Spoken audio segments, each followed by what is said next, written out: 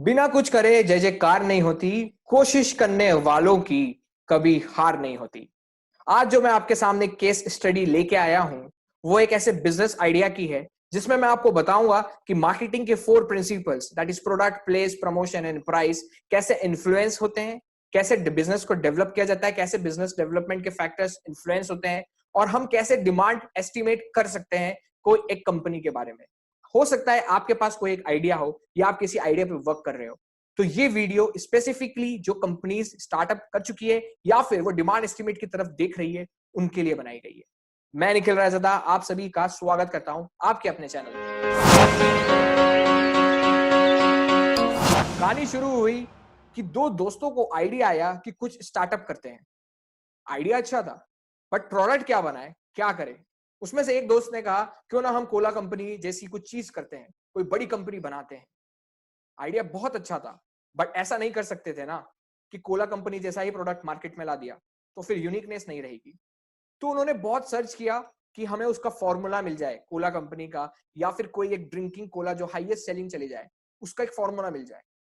उन्होंने सोचा कि हमें हमारे प्रोडक्ट में कुछ यूनिकनेस डालनी चाहिए, जो कि पहली चीज होती है 4 Ps में मार्केटिंग की। प्रोडक्ट, ऐसी क्या यूनिकनेस थी जो आपकी कंपनी को दूसरी कंपनी से अलग बताए मार्केट में। ये आइडिया आया माइक्रो विग्रेट में और लॉरेंस हैम्पल को। उन दोनों ने, दो दोस्तों ने मेहनत करी और सर्च करने के बाद, रिसर्च करने के बाद उन्होंने देखा एक यूनिकनेस। वो यूनिकनेस क्या, जो कोला कंपनी है वो कैफीन 10 मिलीग्राम पर 100 ml डाल रही है अपनी कोला ड्रिंकिंग में। रेड बुल 32 मिलीग्राम पर 100 ml यूज कर रही है कैफीन को। तो उन्होंने सोचा हमारी जो कंपनी है, जो कि मैं बात कर रहा हूं फ्रिट्ज कोला, आपने शायद नाम ना सुना हो, बट मैं आपको बता दूं कि ये third highest selling drinking bottle में से है 2019 में, कोला कंपनी और पेप्सिको के बाद। उन्होंने सोचा क्यों ना हम कैफीन का प्रपोर्शन चेंज कर दें। 10 मिलीग्राम पर 100 ml जो कोला कंपनी में दे रही है, और रेड बुल जो 32 मिलीग्राम पर 100 ml दे रही है, इन दोनों के बीच में रखा जाए। तो उन्होंने डिजाइन किया अपना प्रोडक्ट 25 मिलीग्राम पर 100 ml पर रखे। That is unique thing. But ये सिर्फ एक फैक्टर था। दूसरा फैक्टर था कि लोगों को ये टेस्ट बहुत अच्छा लगे और हिट करे। आपने पल्स खाई है क्या कभी? आपको पल्स क्यों अच्छी लगी? क्योंकि पल्स आखिरी में जाने के बाद एक झटका देती है उसकी खटासपन का, और वो झटका हम बार बार रिमेंबर रखने के लिए हम पल्स खाते हैं, और वो एक हाईएस्ट सेलिंग टॉफीज में से आती है वर्ल्ड में और इंडिया में। इनफैक्ट फ्रिट्स कोला कंपनी ने भी ऐसा ही कुछ किया। जो प्रोडक्ट था उसमें लेमन जूस का इंट्रोडक्शन दिया। हुआ यूं कि जब उनने प्रोडक्ट को लेमन जूस के साथ मिलाया, तो आपने भी कभी जब नींबू खाया हो तो आपको एक खटास लगती है और एक दिमाग में एक जुरजुरी सी मच जाती है। जी हाँ, यही उनकी प्रोडक्ट की यूनिकनेस थी। अब उन्होंने सोचा कि प्रोडक्ट हमने बनाया है, बट नाम, ये जो फ्रिट्ज कोला आया, ये ऐसे नहीं है फ्रिट्ज कोला, इसके पीछे भी कहानी है। उन्होंने सोचा कि यार नाम बनाना पड़ेगा। नाम ऐसा होना चाहिए कि लोग जब इसे बोले, जब ये ड्रिंकिंग बार्स में जाए, डिस्को बार्स में जाए, जब लोग इसे बोले तो एक इमोशन भी कनेक्ट हो। इसके लिए उन्होंने एक सर्वे किया, 40 से 50 लिस्ट की एक नाम बनाई, और उस नाम को डिफरेंट डिफरेंट मॉल्स के सामने रखा कि लोगों को सबसे अच्छा नाम कौन सा लगता है। और वहां से पता चला कि फ्रिट्ज कोला सबसे ज्यादा लोगों ने उठाया। उसके दो फायदे थे। पहला फायदा जो सबसे जल्दी दिखा कि कोला, क्योंकि कोला बहुत ज्यादा फेमस थी उस समय, 2003 की बात कर रहा हूं मैं, तो लोगों ने उसके साथ प्रोडक्ट को यूनिकनेस किया। ये ठीक है, ये बात हम सब जानते हैं अच्छी तरह से। बट जो सेकेंड इंपॉर्टेंट चीज थी, जो हिडन फैक्टर था, वो ये था कि जब लोग डांस करते थे डिस्को बार्स में, और पीने के बाद, जब फ्रिज कोला का जब ड्रिंक पीने के बाद वो जब अपने दोस्तों को बोलते थे ना कि फ्रिज पी क्या, तो वो बोलने का जो स्टाइल था वो ऐसा था, फ्रिज फ्रिज। तो ये जो चीज थी वो एक इमोशन कनेक्ट कर गई और रिमेम्बरेंस दी लोगों को उसकी टेस्ट की। ये मैंने आपको बताया कि प्रोडक्ट और ब्रांडिंग का थोड़ा सा हिस्सा। अब मैं आपको बताता हूं कि ब्रांडिंग करने के लिए दो चीज की बहुत ज्यादा जरूरत है, टैगलाइन और दूसरी उनका लोगो, जो उसकी फ्रंट पेज पे रहेगा, फ्रंट पेज या फ्रंट बॉटल पे रहेगा। क्योंकि उनके पास इतना पैसा नहीं था, और उन्होंने एक ब्लैक एंड व्हाइट, दो दोस्त की, वो दोनों जो ऑनर थे, फाउंडर्स थे, उन दोनों की फोटो को उन्होंने ब्लैक एंड व्हाइट में अपनी बॉटल पे लगा दिया। तो ये एक इनडायरेक्ट मैसेज गया फ्रेंडशिप, दोस्ती का उस ड्रिंक के साथ, जो कि एक प्लस फैक्टर था उसकी मार्केटिंग और ब्रांडिंग एस्टैब्लिश करने के लिए। जो सबसे बड़ा उनके पास चैलेंज फेस हुआ वो था कि हमारी प्रोडक्ट को हम बेचे कैसे।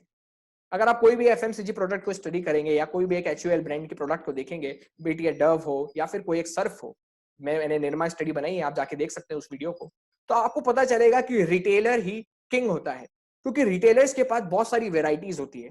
अगर वो अपने प्रोडक्ट को बेचने पे आ गया, अगर वो किसी कंपनी का प्रोडक्ट को बेचने लग गया, तो प्रॉफिट को कोई रोक नहीं सकता, अनटिल एंड अनलेस आपका प्रोडक्ट में वास्तव में अच्छा है थोड़ा तो।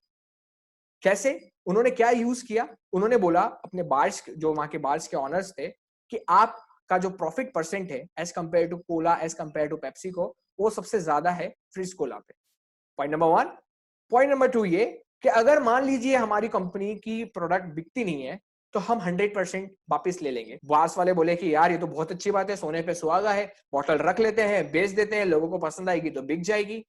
ये चीज हुई उसके साथ। तो ये एक प्लस फैक्टर था कि उन्होंने मार्केट एंट्री कैसे ली, प्रोडक्ट कैसे डिजाइन किया, प्रमोशंस पे कैसे आ रहे हैं, अभी धीरे धीरे मैं आपको बताऊंगा प्रमोशंस उन्होंने कैसे किया। उन्होंने देखा कि अगर रिटेलर बेचने लग जाएगा, लोगों तक टेस्ट वहां से पहुंचने चले जाएगा, वहां से एक सप्लाई चेन में पुश मिल जाएगा, तो कंपनी के प्रॉफिट्स अलग लेवल पे चले जाएंगे, बॉटल्स अलग लेवल पे बिक जाएगी। कितनी नंबर ऑफ बॉटल बिकती है इस वीडियो को थोड़े से आगे में आपको पता चल जाएगा, एकदम डेटा के साथ मैं आपको बताने वाला हूं। आज डिमांड एस्टिमेट हम करेंगे, इस वीडियो को आप पूरा देखते रहिए। यहां तक बात हुई, प्रोडक्ट आ गया, मार्केट में हम एंट्री ले गए, अब प्रमोट करना था। प्रमोशंस के लिए उनका जो टारगेट ऑडियंस था वो था यंगस्टर्स। तो उन्होंने उस समय जब बड़े बड़े ग्रैंड शोज हो रहे थे, बड़े बड़े इवेंट्स हो रहे थे, वहां पे जाके अपने अपने स्टॉल्स लगाए और वहां से पब्लिसिटी करी, लोगों को टेस्ट दिया, और फिर रिटर्न्स आपको 2019 के डेटा में पता चल गया। तो मैं आपको बताना चाह रहा हूं कि बिजनेस डेवलपमेंट करते समय कि जो 4 पीस थे, अगर हम इसको प्रॉपर एनालिसिस करें और प्रॉपर स्टडी करें, तो ये बहुत ज्यादा क्रेडेंशियल फैक्टर हो सकता है, इन्फ्लुएंसिंग फैक्टर हो सकता है आपके प्रोडक्ट को एस्टैब्लिश करने के लिए। मैंने निरमा केस स्टडी में डिफरेंट डिफरेंट एडवर्टाइजमेंट्स कैसे हमारी मार्केटिंग बनाते हैं, कैसे ब्रांडिंग बनाते हैं, कैसे जो हमारा इंडियन मूड है, जो इंडियन मूड क्या कहा जाता है लोगों का, वो कैसे इन्फ्लुएंस करता है हमारे प्रोडक्ट को, हमने उसमें बात करी है एज पूरा कोर मार्केटिंग के ऊपर देख के। अब मैं आपको बताता हूं कि उस कंपनी का डिमांड एस्टिमेट कैसे कर सकते हैं।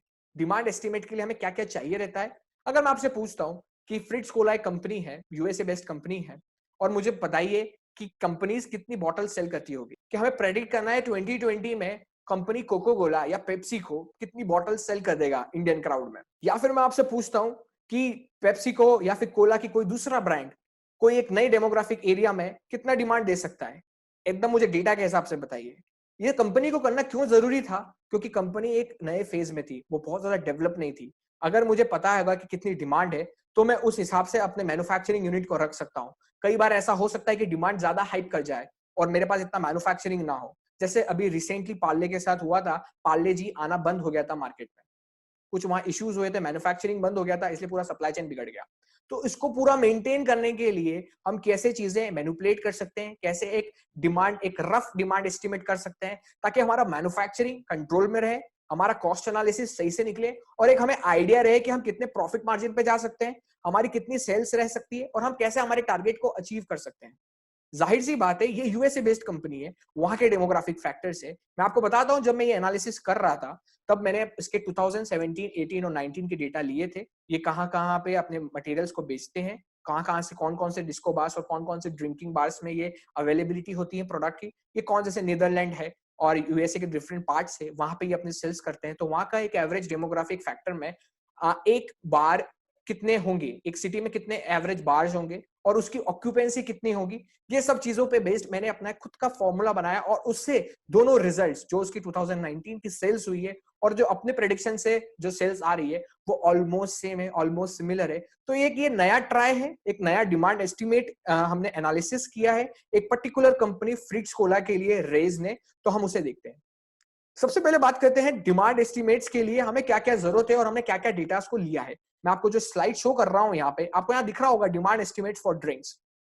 मैं आपको बता देता हूं कि कोई भी डिमांड एस्टिमेट करने के लिए प्रॉब्लम हम जो इसको सॉल्व कर रहे हैं इस केस स्टडी में, वो है कि हमें डिमांड एस्टिमेट बताना है पर्टिकुलर कंपनी के लिए जो कि एक नए फेज में है, और उस नए फेज की कंपनी के लिए फैक्टर्स को हम यहाँ पे अजम्पशन में लेंगे, और एक जो नॉर्मल स्टडी कहता है, एक नॉर्मल एनालिसिस कहता है पर्टिकुलर फैक्टर की वैल्यू का, उसको हम इस एनालिसिस में इंक्लूड करेंगे।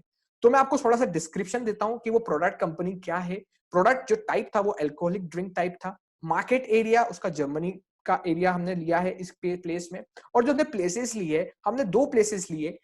Drinking bars and disco bars. इसका मतलब ये है कि हम जो प्रोडक्शन और जो हम एस्टिमेट दे रहे हैं वो ड्रिंकिंग बार्स और डिस्को बार्स की आउटलेट से ही दे रहे हैं। हम ऐसा इसमें मान रहे हैं कि दैट्स कि वो कंपनी की पूरी सारी प्रोडक्ट्स डिस्को बार्स और ड्रिंकिंग बार्स में से ही आगे प्रमोट हो रही है। हो सकता है दूसरी जगह भी प्रमोट हो रही है, बस अभी जो हम डिमांड एस्टिमेट कर रहे हैं उस समय हम डिस्को बार्स और ड्रिंकिंग बार्स के ऊपर एनालिसिस कर रहे हैं।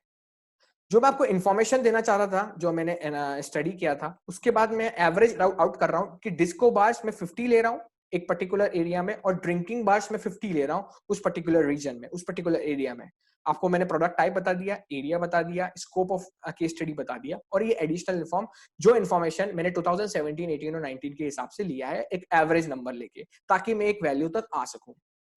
जनरलाइजेशन जो मैंने फॉर्मूला का यहाँ पे दिया है आपको कि number of bottle sold per month, अगर मैं number of bottle sold per month निकाल लेता हूं तो मुझे आइडिया रहेगा कि जनवरी, फरवरी और मार्च की एवरेज, मुझे एवरेज मंथ में इतनी मैन्युफैक्चरिंग रखनी है, हाईएस्ट मैन्युफैक्चरिंग उस हिसाब से जा सकता है, और एक एवरेज मैन्युफैक्चरिंग का मुझे आइडिया लग सकता है। और मैं इसमें पैंडेमिक, जो कि अभी कोरोना कोविड का टाइम चल रहा है, ये एक एडिशनल, एक एक्स्ट्रा इन्फ्लुएंशियल फैक्टर है, इसको मैं इस स्टेडियम एनालिसिस में नहीं ले रहा हूं। ये 2019 के हिसाब से मैं एनालिसिस करके दे रहा हूं, जब नॉर्मल ट्रेंड चलता है मार्केट में। दैट इज फॉर्मूला बड़ा सिंपल है, बहुत लॉजिकल है, आपको बहुत आसानी से समझ आएगा कि मैंने यहाँ पे लिखा है N into E into capital N into B into capital Y.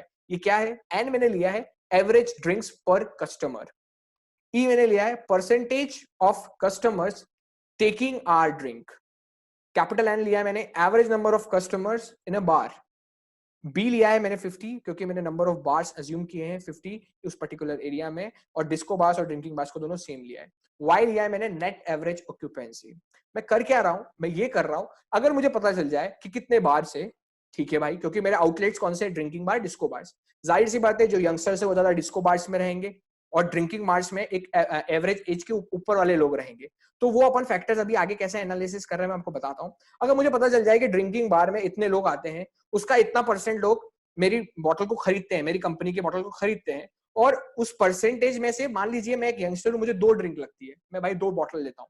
तो अगर मुझे ये पता चल जाए, मैं आपसे बोलता हूं कि आप एक बार है जिसमें 100 लोग आते हैं, 100 लोग में 20 लोग आपकी बॉटल को लेंगे और वो हर जना 2 बॉटल लेगा, तो आप मुझे बता सकते हैं एक दिन में, ये सब मैंने डाटा आपको एक दिन में दिया है, तो कितने दिन में कितनी बॉटल्स जाएगी?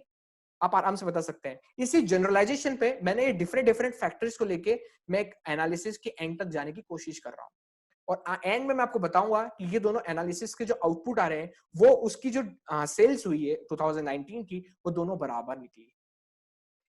सबसे पहले हम इसमें, मैंने एनालिसिस करते समय मैं डिस्को बार और ड्रिंकिंग बार्स दोनों को डिवाइड कर लेता हूं। मैं पहले ड्रिंकिंग बार्स की टोटल सेल्स निकाल लूंगा, और डिस्को बार्स की टोटल सेल्स निकालने के बाद दोनों का जो सम होगा वही मेरी total manufacturing sorry total sales होगी। तो फॉर डिस्को बार्स मैंने लिया है कि आइडियल साइज, जो एक डांस फ्लोर होता है डिस्को बार्स में, ये ढिंग ढिंग करते हैं हम, जो जो डांस होता है, जो डिस्को बार का जो प्लेटफॉर्म होता है, वो मैंने एक एवरेज लिया है 40 क्रॉस 40 स्क्वायर फीट का। एक आइडियल ऑक्यूपेंसी जब हम देखते हैं किसी भी एक व्यक्ति की, तो वो 4 क्रॉस 4 है, मतलब 2 टाइल्स के बराबर की एवरेज ऑक्यूपेंसी ली है। तो मुझे यहां से पता चल गया कि average occupancy of dance floor, जो कि ideal size divided by ideal occupancy है, वो आया है 100% पर डिस्को बार। अब जो 100% है, अब उसमें ऐसा हो सकता है कि एडल्ट कितने हैं और अदर्स कैसे हैं, मतलब एडल्ट मतलब 30 प्लस 35 प्लस वाले लोग कितने हैं। मैं ऐसा आपको इसलिए बोल रहा हूँ क्योंकि एक एडल्ट की ड्रिंकिंग कैपेसिटी हो सकती है 2 बॉटल, बट एक अदर, जो अदर्स एज में आ रहे हैं, उनकी ड्रिंकिंग कैपेसिटी हो सकती है 1 बॉटल, वो उस टाइप की 1 बॉटल ले। तो मैंने यही लिया है कि एवरेज ड्रिंकिंग बॉटल्स जो एडल्ट्स की है वो 2 बॉटल्स पर पर्सन है, और जो दूसरी ड्रिंकिंग बॉटल्स अदर्स की है वो 1 बॉटल पर पर्सन है। तो जब हम इसका एवरेज रन आउट करते हैं, that is 2 into 0.8 plus 1 into 0.2, that is 1.8 drinks पर पर्सन। मैं यहाँ पे जो ई है, जो कि हमारा कन्वर्जन फैक्टर है, जो मैंने आपको कहा था कि 100 में से 20 लोग आपकी बॉटल खरीद रहे हैं, तो मैं यहाँ पे 30% ले रहा हूँ। लेट्स से 30% है, 100 में से 30 लोग आपकी बॉटल खरीदेंगे, तो मैं उसको ले रहा हूँ कि 0.3 ई की वैल्यू में ले रहा हूँ 0.3। तो अभी तक मैंने क्या क्या निकाल लिया? मैंने कैपिटल एन निकाल लिया कि मेरे यहाँ पे 100 लोग आ रहे हैं, 100 लोग हैं डिस्को बार में। मेरे पास ई निकाल लिया मैंने कि मेरा ई 0.3 है, मेरा एन जो है वो 1.8 आ गया, और मेरा जो कैपिटल बी है जो कि 50 है ही सही। अब इसमें आपको एक बार्स हम देखते हैं, जो बार्स होते हैं वो फ्राइडे सैटरडे संडे नाइट्स को ज्यादा ऑक्यूपेंसी पे रहते हैं, मंडे ट्यूसडे वेडनेसडे थर्सडे को इतनी ऑक्यूपेंसी पे नहीं रहते हैं, वर्किंग डेज रहते हैं। कुछ बार्स होते हैं जो फ्राइडे सैटरडे संडे को ही ओपन होते हैं, बाकी दिन ओपन नहीं होते हैं। मैं इन ड्रिंकिंग बार्स को 7 डेज फंक्शनिंग मान रहा हूँ इस एनालिसिस करते समय अजम्पशन लिया है, क्योंकि 1-2 इससे मैक्सिमम आउटपुट निकलेगा। तो मेरी मैन्युफैक्चरिंग करते समय मैं मैक्सिमम से कम प्रोडक्शन, मतलब मैक्सिमम यूनिट तक का प्रोडक्शन का मुझे आइडिया रहेगा, इसलिए मैं ये अजम्पशन लेके चल रहा हूँ। मंडे ट्यूसडे वेडनेसडे थर्सडे को मेरी ऑक्यूपेंसी कम रहेगी, फ्राइडे सैटरडे संडे को मेरी ऑक्यूपेंसी ज्यादा रहेगी। तो पहले उस पर कैलकुलेट करते हैं, वही हम कैलकुलेशन ऑफ वाई कर रहे हैं। तो मंडे से थर्सडे 4 दिन पे मैंने माना है कि 50% ऑक्यूपेंसी पे आपका बार ऑपरेट हो रहा है, और जो कंट्रीब्यूटिंग फैक्टर होगा 0.5। तो इस हिसाब से आपका फ्राइडे टू संडे मतलब 4 दिन के हिसाब से 50% है, दैट इज 2 उसका contributing factor. Friday to Sunday 3 दिन आपकी 100% ऑक्यूपेंसी पे बाहर चल रहा है, तो एवरेज आउट करने में मुझे आसानी रहेगी। तो टोटल आपका जो वाई निकल के आ रहा है वो 5 आ गया। अब एक हफ्ते में अगर आपका वाई 5 है एवरेज, तो एक मैं मान रहा हूँ 30 दिन में 4 हफ्ते आते हैं, तो मैं उसको 4 वीक्स कंसिडर कर रहा हूँ। तो 20 आपका कैपिटल वाई का एवरेज निकल के आ रहा है। मैं आपको फिर समझाता हूँ यहाँ पे कि मैं कोशिश कर रहा हूँ कि मुझे एक हफ्ते का एक एवरेज निकल के आ जाए कि मेरी एवरेज कितने लोगों की ऑक्यूपेंसी आ रही है। उसके लिए मैं एवरेज आउट कर रहा हूँ कि मेरे बार्स की ऑक्यूपेंसी पे ऑपरेट हो रहा है, 50% पे हो रहा है और 100% पे। 50% पे जब होगा, जब मंडे से थर्सडे बार्स कुछ बंद रहेंगे कुछ खुलेंगे, और फ्राइडे सैटरडे संडे को मैं अज्यूम कर रहा हूँ कि सारे बार्स खुलते हैं, जो कि जनरली ट्रेंड होता है, ताकि मैं पूरा वीक का एक एवरेज आउट निकाल सकूं और एक एवरेज नंबर पे आ सकूं। तो उसका कॉन्ट्रीब्यूटिंग फैक्टर आया 20। अब यही काम मैं डिस्को बार्स के लिए जब देख रहा हूं, तो मुझे मेरे पास क्या क्या चीजें पता चल गई। कैपिटल एन 100 था, ई 0.3 था, एन 1.8, कैपिटल बी 50 और कैपिटल वाई 20 फॉर 1 मंथ। तो मैं काउंट कर सकता हूं कि डिस्को बार्स में कितना आया, that is 1.8 into 0.3 into 100 into 50 into 20। तो 54,000 बॉटल्स पर मंथ मेरे पास निकल के आ गई इससे, 54,000 bottles per month. Same to same analysis हम कर रहे हैं ड्रिंकिंग बार्स के लिए। अब जाहिर सी बात है, ड्रिंकिंग बार्स जो बनते हैं वो थोड़े स्पेशियस बनते हैं, लोग वहां पे थोड़ा गम भुलाने के हिसाब से आते हैं, तो थोड़ा स्पेस रहता है, 1-2 लोग रहते हैं, ऑक्यूपेंसी जो रहती है हमारी, जो एक एवरेज पर्सन वहां पे होल्ड करता है, वो ज्यादा रहती है डिस्को में। डिस्को में हम बहुत चिपक के खड़े रहते हैं, बहुत क्लोजली पास में खड़े रहते हैं, तो हमारी ऑक्यूपेंसी स्पेस ऑक्यूपाई करते हैं, वो थोड़ी कम रहती है as compare to disco bar, और ड्रिंकिंग बार में थोड़ी कम रहती है डिस्को बार से। तो यहाँ पे मैंने जो लिया है आइडियल ऑक्यूपेंसी को, वो मैंने 8x4 लिया है। तो इससे मेरा जो एवरेज आउट आ रहा है, जो कि आप यहाँ देख सकते हैं, average occupancy of dance floor capital N, that is 50% per disco bar. यहाँ पे मैं अज्यूम कर रहा हूँ कि अब एक एडल्ट है, वो डिस्को बार जाएगा या ड्रिंकिंग बार जाएगा। जैसे मैं डिस्को बार जाऊंगा अगर मेरे से कोई ऑप्शन देता है तो, और ड्रिंकिंग बार्स में जो मेरी 35-40 प्लस के जो लोग हैं वो वहां पे ज्यादा मुझे मिलेंगे। तो यहाँ पे जो मैं कंट्रीब्यूटिंग फैक्टर ले रहा हूँ कि लेट से एडल्ट जो है, जो मैंने आपको यहाँ पे दिखाया है कि 50% है, और बाकी जो अदर्स है वो 50% है। तो एक एडल्ट 2 बॉटल लेगा और एक अदर्स वाला 1 बॉटल लेगा। तो इससे मेरा जो एवरेज आउट आया है number of bottles per person, वो आया है 1.5 ड्रिंक्स पर पर्सन। यहाँ पे मैं जो ई का फैक्टर ले रहा हूँ वो 0.3 कंसिडर कर रहा हूँ। तो मेरे पास अभी क्या क्या चीज निकल के आई, कैपिटल एन जो कि 50 आई, आधी आई है जो ऑक्यूपेंसी थी, average occupancy as compare to disco bars. ई जो मेरा आया है वो 0.3 सेम अज्यूम किया है मैंने। एन जो मेरा है 1.8 और कैपिटल बी है मेरा 50। हम इसको आगे लेके जाते हैं, कैलकुलेशन ऑफ कैपिटल वाई। उसका बहुत वैसा का वैसा ही है, Monday to Thursday 50% occupancy, Friday Saturday Sunday 100% occupancy. तो ये एवरेज आउट कर रहा हूँ मैं 20 पे। ये मैंने आपको जो डिमांड एस्टिमेट बताया है, ये एक पर्टिकुलर पैटर्न जो कि इजीएस्ट वे है उस एनालिसिस तक पहुंचने के लिए, कम फैक्टर्स को इंक्लूड करके। आप बिल्कुल जा सकते हैं पर्टिकुलर डेमोग्राफिक फैक्टर की, मेल्स फीमेल्स फैक्टर, और फिर वहां से एडल्ट फैक्टर में लेके, बट वो कैलकुलेशन बहुत ज्यादा चला जाएगा। उसको एनालिसिस करते समय आप बहुत सारे अजम्पशन लेंगे और आखिरी में एरर आने के चांसेस ज्यादा हैं। इसलिए मैं इस वाली अप्रोच से जा रहा हूँ। आप ऐसी अप्रोच भी यूज कर सकते हैं कि आपके पास एक पॉपुलेशन डेटा है, वहां पे मेल्स और फीमेल्स का आपके पास रेशियो पड़ा हुआ है, आपको पता है कौन सी एज की ग्रुप है और उन एज ग्रुप का कितना क्राइटेरिया है, कितना कल्चर है। बट वहां जब उस वाले पार्ट में जाएंगे आप, तब आपको फैक्टर ज्यादा इंक्लूड करना पड़ेंगे, अजम्पशन ज्यादा लेना पड़ेंगे, और इसके कारण आपका एरर ज्यादा आएगा। इसलिए जब फाइनल आउटलेट है आपका डिस्को बार और ड्रिंकिंग बार, अगर आप वहां से हैंडल चीजें करेंगे तो आप इन सब बैकलैग को बचा सकते हैं। इसलिए मैं ये अप्रोच में जा रहा हूँ। आपको ट्राई कर सकते हैं अपने घर में दूसरे वाले फॉर्मूले से डिराइव करने के लिए, बट सिंपलेस्ट मेथड जो डेरिवेशन का इसमें डिमांड एस्टिमेट को कैलकुलेट कर सकते हैं, वो इसी मेथड से आप निकाल पाएंगे। तो यहाँ पे 20 आया। जब हम इसको कैलकुलेट करते हैं तो 22,500 बॉटल्स पर मंथ, और जो कि आना भी चाहिए, क्योंकि हमने एडल्ट्स कम कर दिए हैं और हमने एवरेज स्पेस ऑक्यूपेंसी बढ़ाई है, तो नंबर ऑफ पर्सन घटी होगी। तो ये मैंने निकाला आपको कि डिस्को बार्स और ड्रिंकिंग बार्स की total number of bottles per month. मुझे इससे फायदा क्या हो रहा है, अगर मेरी कंपनी है और मुझे पता चल गया कि मेरी डिमांड इतनी है, तो मैं पहले से प्रिपेयर्ड रहूंगा। मेरी मार्केटिंग टीम उस सेल्स को अप्रोच करने के लिए डिफरेंट डिफरेंट टारगेट्स बना सकती है। अगर मुझे पता ही नहीं है मेरा डिमांड कितना हो सकता है, तो मैं अपने कभी टारगेट को अचीव नहीं कर पाऊंगा और मैं लॉस खाना शुरू करूंगा, और इसी कारण से बैकलैश होना शुरू होगा। तो बैकफायर ना हो, इसीलिए मैं प्रॉफिट मार्जिन को मेंटेन करूंगा। उसी चीज को, पाथ को फॉलो करते हुए, उसी चीज को, टारगेट को अचीव करने के लिए डिफरेंट डिफरेंट टारगेट की और डिफरेंट डिफरेंट स्ट्रैटेजीज की अगर जरूरत पड़ती है, तो मैं उसको अप्लाई करूंगा इस चीज में। ये थोड़ा सा कॉम्प्लिकेटेड लग सकता है आपको इस वीडियो में, क्योंकि ये सारी चीजें हैंड रिटन मटेरियल्स में ज्यादा अच्छी लगती है। अगर आप सही में हैंड रिटन मटेरियल चाहते हैं, तो आप मेरी वेबसाइट पे विजिट कर सकते हैं, theRace.com पे। वहां पे मैंने पूरी तरह से इसे समझाया है डिटेल एनालिसिस के हिसाब से। अगर आप किसी कंपनी की कोई प्रॉब्लम स्टेटमेंट में फंसे हुए हैं, तो आप उसे मेरी मेल आईडी पे मेल कर दीजिए। यहाँ जो नीचे वेबसाइट लिखा हुआ आ रहा है, उस पर आप मेल कर सकते हैं, मुझे पर्सनली कमेंट में डाल सकते हैं, मैं आपको नंबर शेयर कर सकता हूँ, आप उस पर भेज सकते हैं। आपके पास कोई कंपनी की कोई चैलेंज फेस कर रहे हैं, आप उसे भी भेज सकते हैं। तो डिमांड एस्टिमेट में हमने अभी तक ड्रिंकिंग बार्स और डिस्को बार्स की बॉटल्स को कैलकुलेट करा। तो जो मेरे पास टोटल नंबर ऑफ बार्स की बॉटल्स आई, वो आपको यहाँ पे दिख रहा है, वो आ रहा है 76,500 बॉटल्स पर मंथ। अब इसमें जो एक फैक्टर लूंगा, जो एडिशनल कंडीशनल फैक्टर मैं 0.666 लेके चल रहा हूँ। ये मैं इसलिए ले रहा हूँ क्योंकि मेरे अजम्पशंस को ओवररेट करने के लिए, जैसे मैंने कहीं पर डेज बढ़ाए थे, तो मुझे उसको कम करना पड़ेगा। कहीं पर मैंने एवरेज ऑक्यूपेंसी ज्यादा बढ़ाई थी, मतलब मैं हर चीज को हाईएस्ट पे लेके चला हूं, तो ये मेरा नंबर आया है मैक्सिमम लेवल। अगर उस एजम्पशन पे, क्योंकि मैंने ई को 0.3 लिया है, मतलब 30% कन्वर्जन रेट लिया है। 30% कन्वर्जन रेट बहुत ज्यादा होता है किसी भी चीज के लिए। 30% कन्वर्जन इनफैक्ट बहुत सारी टेक्स्ट बुक्स में तो ये बहुत हाईएस्ट सक्सेसफुल बिजनेस रेशियोज में से भी आता है। मतलब आपने 100 लोगों को प्रोडक्ट दिखाया, 30 लोगों ने प्रोडक्ट खरीद लिया, तो आपके 100 लोगों को प्रोडक्ट दिखाने का जो पैसा है वो भी कम लग रहा है और जल्दी कन्वर्ट हो रहा है, तो प्रॉफिट मार्जिन एक्स्ट्रा बन रहा है आपके लिए। तो एक साल में इसके लिए मैंने फैक्टर यूज किया 0.66। तो जब आप इसको मल्टीप्लाई करेंगे तो 51,000 बॉटल्स पर मंथ। अब मैजिक क्या हुआ, ये सब डेटा मैंने 2019 के हिसाब से लिया था डिराइव करते समय। मैंने आपके सामने डिराइव किया है। मैंने सिर्फ ये देखा कि उस सिटी में कितने बार्स ऑपरेट हो रहे हैं जहां पे फ्रीक्स कोला अपने सेल्स को, जहां पे अपने सेल्स को प्रमोट कर रहा है, और मैंने वहां से उसका डिमांड एस्टिमेट कैलकुलेट किया। मैंने कंपनी का डेटा यूज नहीं किया है। मैंने सिर्फ डेमोग्राफिक फैक्टर्स और वहां की पब्लिक को एनालिसिस, उनकी पॉपुलेशन को एनालिसिस और वहां के डिस्को का कल्चर देख के ये चीज एनालिसिस करी है। इसमें मैंने 7 दिन कंसिडर किए, इसलिए मैं यहाँ पे एवरेज फैक्टर भी दे रहा हूँ। बट मैजिक क्या है कि 51,000 बॉटल्स पर मंथ आई, जब आप इसको 12 से मल्टीप्लाई करेंगे तो near about 7.2 lakh bottles per year मिलेगा। मैं आपको इसमें सरप्राइजिंग एक इवेंट बात बताता हूँ, जो कि डिमांड एस्टिमेट का एग्जैक्ट बता सकता है कि ये ऑलमोस्ट इक्वल है इसकी हाई डिमांड जो सेल हुई थी।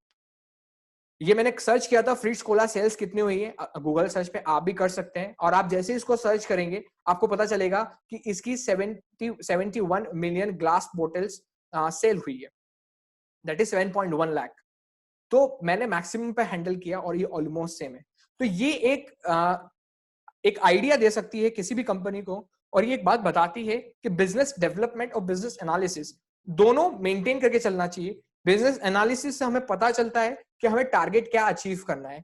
बिजनेस डेवलपमेंट करते समय हमें ये चीज पता होती है कि हम इस चीज को कैसे अचीव कर सकते हैं, हमें अपनी स्ट्रैटेजीज कैसे चेंज करनी है, हम किस किस चीजों को चेंज करके ये सब चीज को सॉर्ट कर सकते हैं। इसलिए मैंने आपको पहले स्टार्टिंग में बताया था कि मार्केटिंग के 4 पीस कितने इंपॉर्टेंट है। वो कंपनी को डेवलप करते हैं, बनाते हैं, बिल्ड करते हैं, और एनालिसिस करने से हम उसको ट्रैक रख सकते हैं।